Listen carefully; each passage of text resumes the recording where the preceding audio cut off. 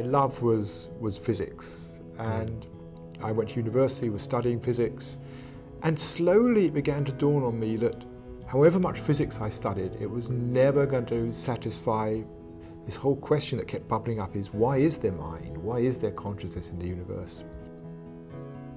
And so I went off to India to study meditation with teachers there, and that was really a turning point for me, I think. Two things happened. One, I realized there was something to spirituality. I'd completely rejected religion as a kid. It was just a load of weird mumbo jumbo, completely rejected it. And I also saw that behind just about every problem we had in the world, from big environmental problems to personal problems, social problems, there was this issue of human consciousness, human ego, the self. And so my life, I came back from India just wanting to do whatever I could to help people explore themselves, to wake up, to become better human beings, more conscious human beings, because that seems to me the most important thing in the world today that we can be doing.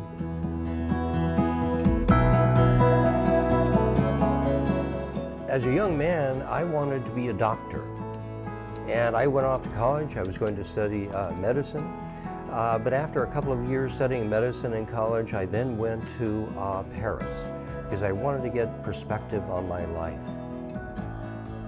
And the war in Vietnam was happening then. It was a time of great conflict, of student riots. And in that context, I shifted from an interest in physical healing to social healing. And my life has never been the same.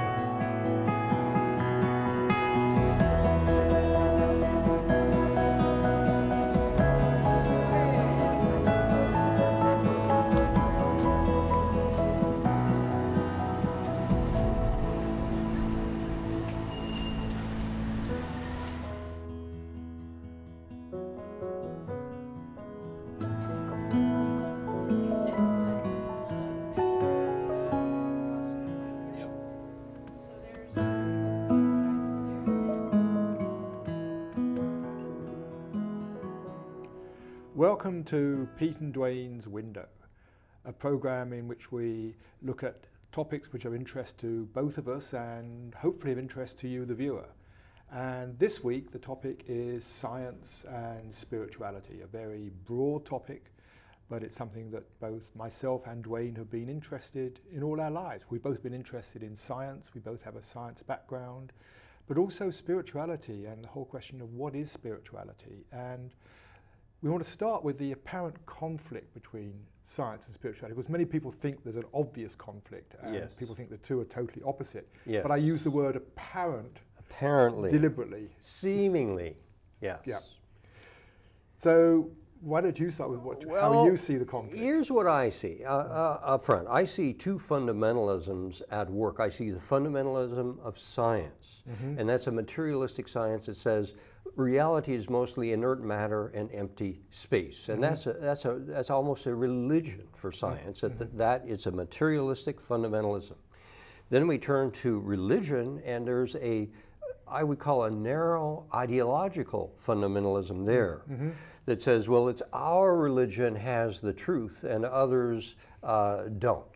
And so they're both, the religion is narrow in its fundamentalism, and science is shallow in its fundamentalism. And I would maintain that if each would look beneath to where it's anchored, they would find potentially some common ground. But that's further. Okay. Yeah. It's interesting you use the word religion, because for me, there's a big distinction between religion and spirituality. Indeed. And I mean, I actually, like many people, I rejected religion when I was a young teenager. I just thought, I've got to believe, it's like it was a creed. When I realized the creed was something I had to believe, I thought, I can't believe this. And I totally rejected religion. And then it was about 10, 12 years later, as I started getting interested in consciousness, I began to realize there was something to spirituality which was very different from religion. So for me, I see a big difference. Yes. And spirituality for me is really the exploration of consciousness, an understanding of who we are and what makes us tick, and how we can be more free, liberated people. And for that, I don't see such a big schism between science and spirituality, I agree or with just that. a lack of understanding. Right. I see a difference between religion and spirituality. Religion is more institutional, and as an institution, it has a bureaucratic tendency to want to perpetuate itself. And in perpetuating itself as a bureaucracy, religious bureaucracy, it tends to be ingrown and tends to become increasingly exclusive, if you will.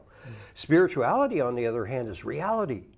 Just if God is reality itself, then simply by relaxing, opening into the nature of existence, the just unsullied mind of existence, we are then engaging in the mind of God. And that does not require a church, it doesn't require an institution, although it can be celebrated, obviously, with... Right. Yeah. And I think that's the key thing that, for me, and I think for you as well, spirituality is experiential. It's about experiencing another way of looking at the world, a different sort of reality, but it's an experiential thing as opposed to a belief system. Right. And I think that's where people get trapped, Yes. is in the belief system as opposed to the direct experience of what's happening. Right. And I think that's where part of the conflict comes from, because I think religion is often talking about the external world and making claims about the world, whereas I think what I call the mystics, the spiritual teachers, are really making claims about the inner world. And that needn't be in conflict with what science knows about the outer world. Indeed, absolutely. As I think I mentioned on an earlier program, in the United States, among the adult population, 49% have said that they have had a direct experience of communion with the living universe. With a universe that's filled with love, with aliveness and such. So this is a widely shared experience, but as a society, we don't have a way to acknowledge that, to affirm that, to describe that. And so people tend to dismiss these extraordinary encounters with spirituality and say, well, it was just a fortuitous happenstance somehow. Right. Yeah. And I think that's the thing, science is dismissive of spirituality. Yes. And I think a lot of that comes back to that confusion. It confuses spirituality with religion, and so Yes. it's dismissive, or people have experiences it can't explain. And so it just throws the baby out with the bathwater. Right. I think that's the big danger. Yeah. Let's look at science here for Yeah. a minute. One of the fundamental assumptions of science is that if you look around, there you are, here I am. It looks like it's a bunch of fragments. It's not a unified whole.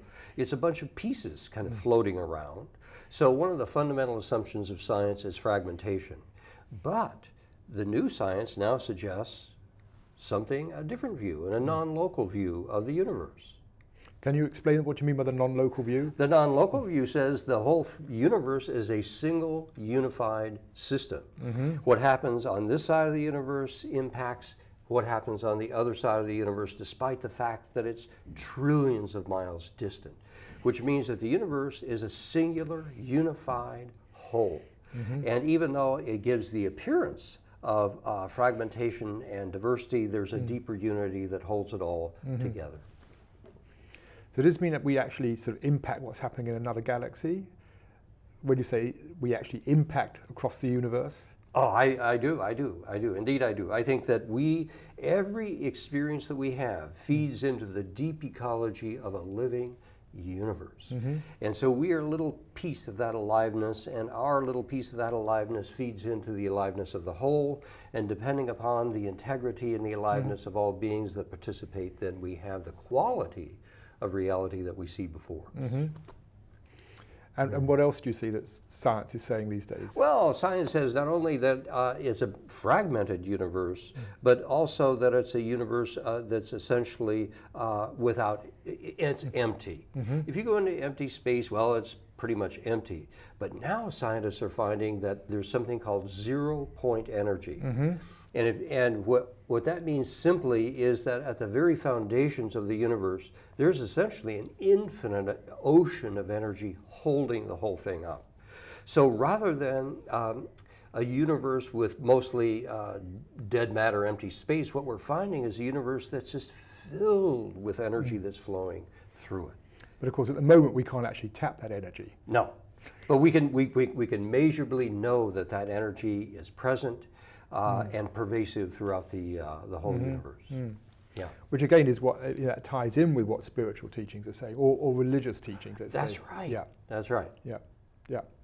Yeah. How about there's the whole notion of choicefulness, of free will. Science says, well, we may not have free will as a deterministic universe, or that used to be the view. But now with quantum theory saying at the foundations it's all probabilities, not certainties, another view of, I think, freedom is starting to emerge. I'm not so sure. I'm not so sure. I tend to think ultimately there probably is no free will. I think quantum physics shows there's randomness, total unpredictability, but I don't think that implies a freedom of choice for me. I think what we experience, I mean, we all experience free will. That is clear. We experience a freedom of choice. But I rephrase that we experience a freedom of decision making. If I make a decision, like I choose something from a menu in a restaurant, I'm going through a process of deciding, and it feels like a free choice, but it's probably conditioned by what I ate yesterday, whether I'm liking certain food, other things. So it's actually a conditioned choice. Free choice, yeah. So I don't think it's actually free choice in the way we normally use it. And I think free will, as we think of it in life, is actually an illusion that comes from the fact we don't know what the outcome of our decision is. And the scientific experiments now show that if you ask someone to make a choice to move their finger and to actually indicate when they're making the choice, the brain is already starting the process off before the person makes the choice. Indeed, yes. So the experience of making a choice is actually just the experience of making a choice, but it seems that underneath there isn't actually that free will. Well, let's look at this a little more. Let's look at the nature of intuition in the universe. And this gets into beneath the brain and into whether an ecology of consciousness pervades the universe. And in my estimation and in my experience, we live in a universe that is filled with a subtle ecology of consciousness. Different beings and different life forms grab hold of that capacity, use it in different ways to become reflective, to become functional and such. What's your sense of consciousness at the foundations? I think, yes, I think everything has what we call consciousness. And for me, consciousness is just the capacity to have an experience, to be aware. It's very neutral in that respect. It has no particular values or qualities to it. It's just the essence of mind. I mean, I have a mind. A mind is a conscious experience, and it's a flow of experiences passing through, always changing. But experiences require awareness in order to be an experience. And I think dogs have that.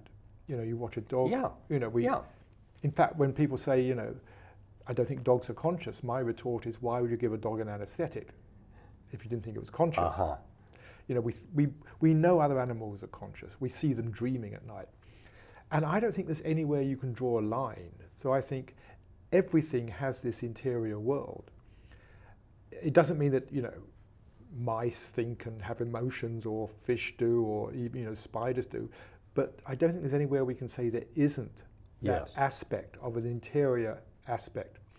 So in that sense, I think the ability to have an experience is always there. What has evolved over time is the richness of that experience. And so as the senses have evolved, the nervous systems have evolved, so the quality of the experience has evolved.